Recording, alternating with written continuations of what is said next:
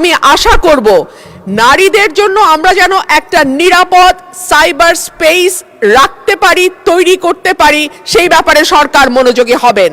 আহ্বান জানাবো রুমিন ফারহানা, ব্রাহ্মণবাড়িয়া 2 মিনিটে বলবেন।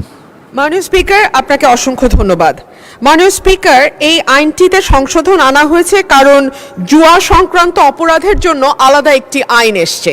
মাননীয় স্পিকার, আমার বক্তব্য সাইবার প্লেসে নারীর সুরক্ষা নিয়ে। মূলত সাইবার স্পেসটা আইন করে নিরাপদ রাখবার যেই প্রাথমিক উদ্দেশ্য ছিল সংসদের, সেটা হচ্ছে এই স্পেসটাকে নারীর জন্য একটা নিরাপদ স্পেস হিসেবে তৈরি করা। কিন্তু আমরা যারা রাজনীতি করি কিংবা যারা পাবলিক ফিগার কিংবা যারা নোন ফেস, আমাদেরকে প্রতিনিয়ত সাইবার হ্যারাসমেন্ট, সাইবার বুলিং এবং নানান রকম সাইবার অপরাধের শিকার হতে হয়। তথ্য প্রযুক্তি উন্নত হচ্ছে মাননীয় স্পিকার, অস্বীকার করবার কোনো উপায় নাই।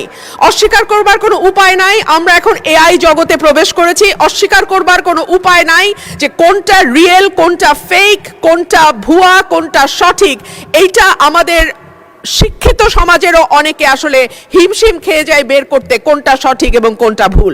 সেরকম একটা প্রেক্ষাপটে দাঁড়িয়ে গ্রামে যখন প্রতিটি মানুষের হাতে স্মার্টফোন, সেলফোন, ফেসবুক অ্যাকাউন্ট, তখন নারীরা, বিশেষ করে নারীরা এবং পরিচিত নারীরা এবং যেই নারীরা হয়তো রাজনীতির সঙ্গে যুক্ত কিংবা মিডিয়া জগতের সঙ্গে যুক্ত, আমাদের জন্য এই স্পেসটা প্রতিদিনই আরেকটু করে অনিরাপদ হয়ে যায়।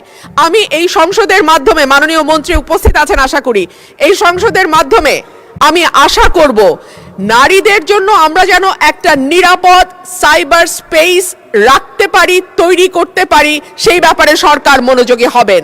এবং রাজনৈতিক দলগুলোর প্রতি আমার অনুরোধ থাকবে, নারীরা যেই দলেরই কর্মী হোক না কেন কিংবা যেই দলেরই সমর্থক হোক না কেন, তাকে হ্যারাস করা অনলাইনে আপাত দৃষ্টিতে আপনাদের জন্য, বিরোধী মতে যারা আছেন, আনন্দদায়ক হতে পারে, কিন্তু সেটা বুমেরাং হয়ে আপনাদের দিকেই ফিরে আসবে।